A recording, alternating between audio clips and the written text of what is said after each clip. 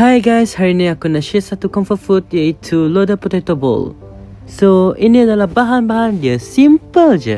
So, seperti biasa, kita hendaklah cek dia punya logo halal dan juga bahan-bahan ramuan dia. Okey, apa lagi? Jom kita start. Mula-mula kita akan kupas kentang dan rebus dia. Cang! Selepas itu kita akan lenyapkan kentang itu sehingga dia lembut. Masukkan 2 sudu butter. Di sini saya menggunakan salted butter jadi tidak perlu guna garam lagi.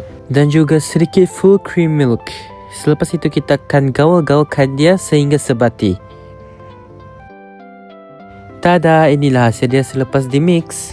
Di sini saya meletakkan a bit of black pepper. This one is optional, either you guys want it or not. It depends on your guys preference, but for me I would like to put some black pepper here. Okay, next kita akan membuatkan ayam topping, which is kita akan meletakkan ayam ini di tepung dan kita akan mixkan dia, gaul-gaul dia sampai dia sebati.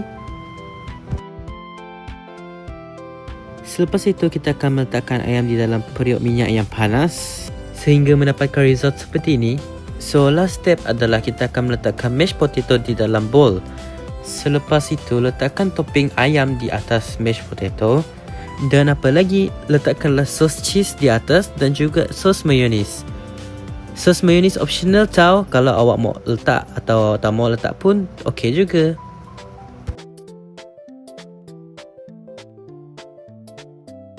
Tada, dah siap. Apa lagi? Jomlah makan.